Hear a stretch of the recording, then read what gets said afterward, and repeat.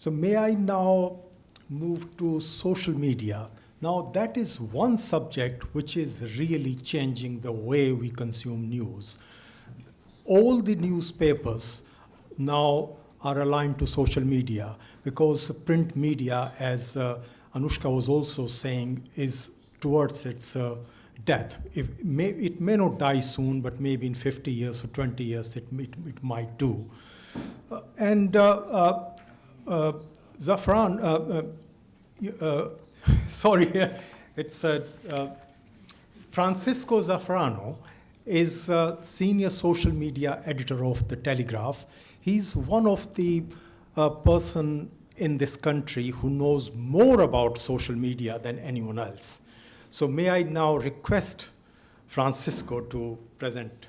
Thank you.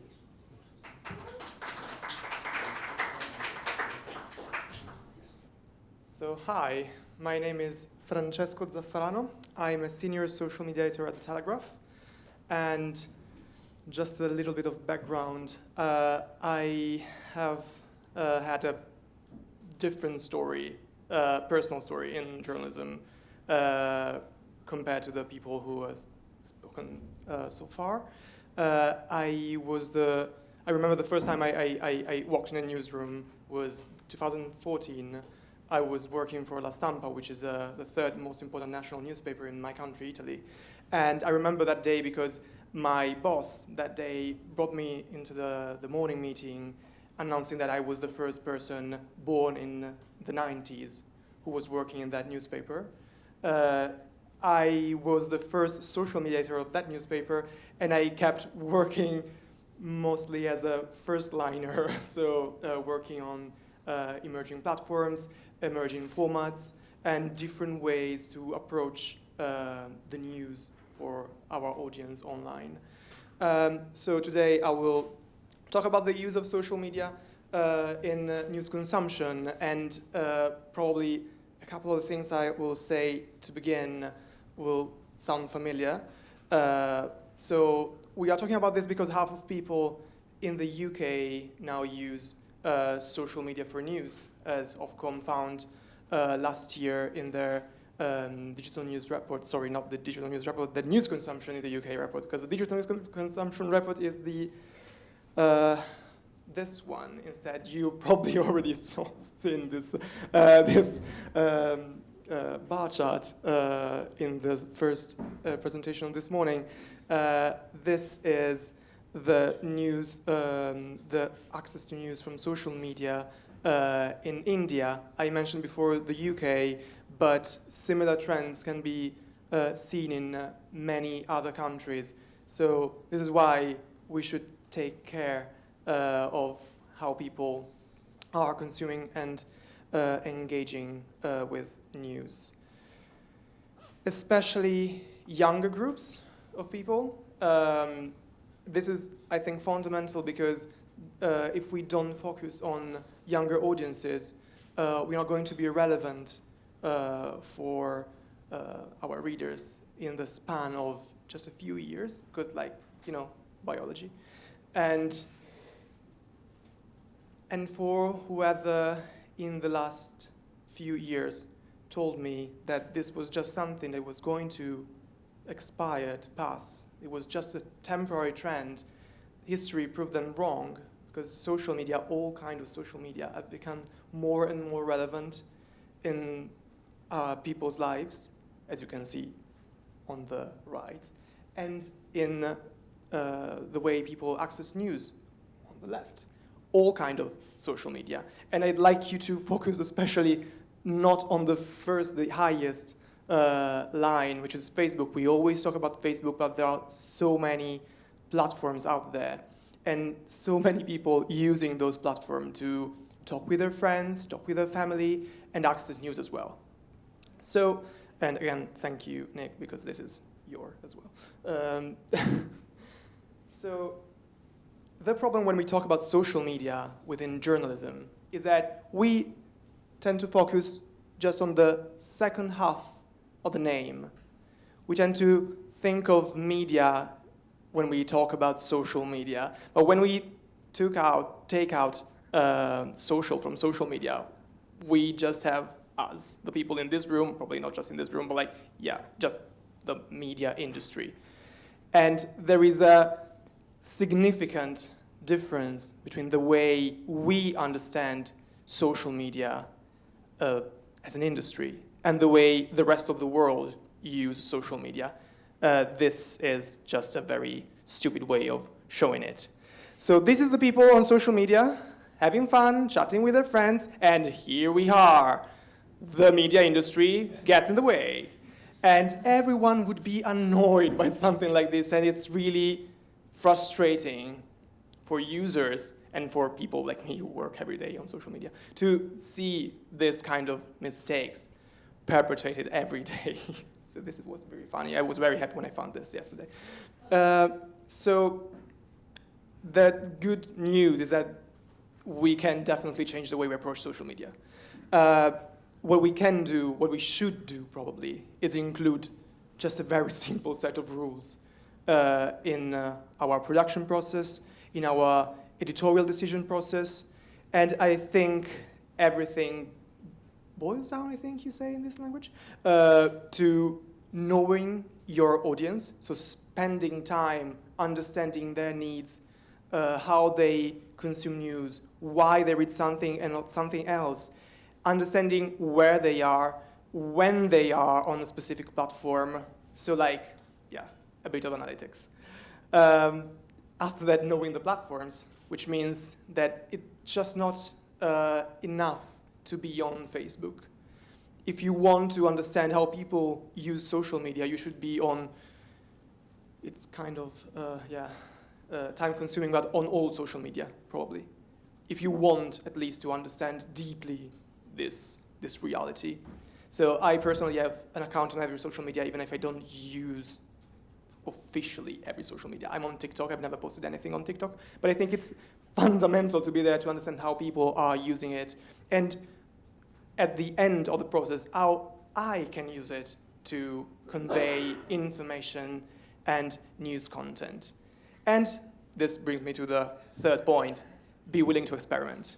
Because there is no way we are going to just being able to repurpose a brilliant, beautiful documentary on a great news piece just because it's good content. We need also to understand how we can do that in an effective, native first way. I'm sorry, as I pointed out here, there is no magic trick. It's just a matter of like trying and spending time analyzing the results and then drawing the next steps from that. So I don't have much time. So like I'd like to focus on some examples because I think that's probably the easiest way to explain, to show. My background is actually video, so I show, don't tell. It's more effective sometimes. So some examples of what I'm talking about from the newspaper I work for right now, which is a Telegraph. And one spoiler, I won't talk about Facebook because, as I said before, there is a whole world outside of Facebook. And there are lots of opportunities we aren't focusing on enough, in my opinion. So first of all, this is like the most favorite platform for every journalist in the world, Twitter. Probably not the most relevant social media for the mainstream audience, but still a good place to make good journalism. So let me play this again. As you can see, this is our political correspondent, Christopher Hope. And this was done the day after the general UK election and the morning after. So straight after the results went public. We asked Christopher to collect questions from our readers on Twitter and to reply in video directly to them, and not with the Telegraph account, but just with his own account, because we thought it was the best possible way to first focus on readers' needs. So like, instead of like assuming that we know what people want to know the day after the general election, we ask them to tell us, what do you want to know? And after that, we thought it was much more efficient, much more impactful to ask the very best person in the newsroom to reply directly, to create a more human, direct relationship, instead of just like having the icon of the Telegraph talking for everyone else in the room. But this is not the only example. This is one of my obsessions right now, Instagram stories. Before joining the Telegraph, I was an Instagram producer at The Economist, working specifically on Instagram stories, and my goal there was to convert data journalism in this format. So 15 seconds clips, interactive, very quick, and ephemeral. So you don't have much time to grab people's attention, so you just spend it very wisely, as I'm not doing here now. And this is what we did a few weeks ago at the Telegraph. So instead of just sharing an article that debunked myths about coronavirus, we turned it into an interactive game to grab people's attention and then send them to a more in-depth content that answered all those questions and many more. This same article was then turned into this TikTok video, which is currently our most viewed video on the platform, with more than 12 million views, which is it's quite a few views.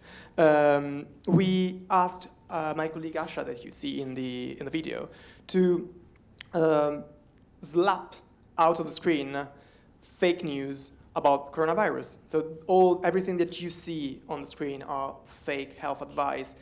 I'm sorry, it's not completely clear that they are fake health advice, just because in this version that I downloaded from the app, you can't see the caption. The caption clearly states that everything you are seeing is fake. And we use that to help our at all younger audience, the very youngest audience that we have at the Telegraph. So we are talking about people who are between like 20-year-old and 10. We wanted to help them like to navigate this the very early stages of this this breaking news event, and we thought this was the most engaging, snappy, and interesting, visually speaking, way to do that. And I can assure you from the comments that they really, really appreciated it. We had conversations with TikTok talking about this this content, and the same platform was amazed by the way we conveyed in a very efficient way such a complicated issue. But this is not the first time we did it, because before that we published last fall Will It Kill Me?, which is our first mobile-first show on Snapchat. We have a daily edition on Snapchat, so every day around 4 p.m. Our Snapchat team publishes around 13 snaps telling stories that like range from foreign affairs, health, science, home affairs, current news, everything.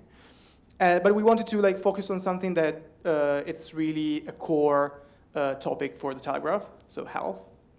And we looked for health trends on Google. So we looked for what people, especially young people, were looking for online, and we selected a set of topics like CBD, like vaccines, like can you be fat and fit at the same time, and we tried to answer those questions in a different format. So like with 3 to 5 minute video show in which we used design and data combined and animation, sorry, to make something very difficult to understand and to digest in a more accessible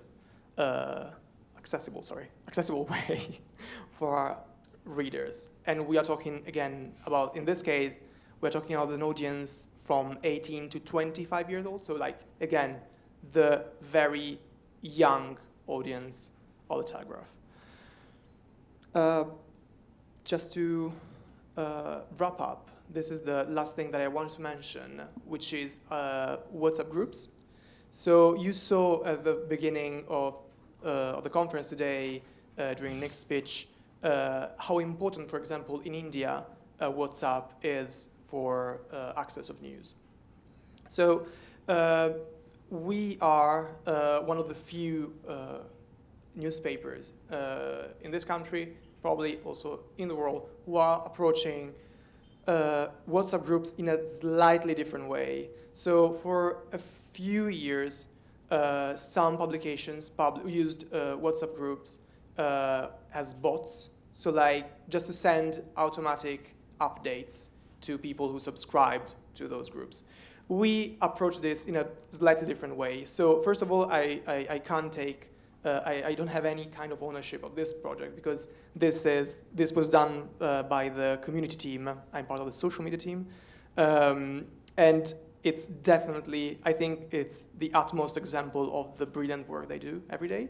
So they work every day to engage with our audience specifically in the comments below our articles. They bring our journalists in the comments of the articles to reply to readers' questions and doubts. We organize Q&As, etc. So last year they launched a series of WhatsApp groups in which we created niche and nurtured niche communities around specific topics. The one you can see on the screen, the briefing, is actually, it's one of our most popular, not the most popular. It's quite a specific example because it pivots around voice notes that we send twice a day during commute time to give people like a very quick take on the daily news and to give them a series of links to dive deeper into those stories. But we have groups that are focused on culture, on rugby, on politics. We had a pop-up WhatsApp group dedicated just to the election night in which people could also send us questions. And you would be amazed by the number of people who replied directly. This specific group received an incredible amount of birthday wishes. In the day the owner of the WhatsApp group was born. So they knew it was his birthday and they wished him a good birthday. So, a happy birthday, sorry. And so that just to give you an idea of the level of deep relationship that we managed to build with our audience, just giving them what they wanted, but in a different and more accessible and more convenient format for them. And I'm sorry, I'm not very used to public speaking. It was a bit messy. I hope you enjoyed it. If you have questions, I'm here.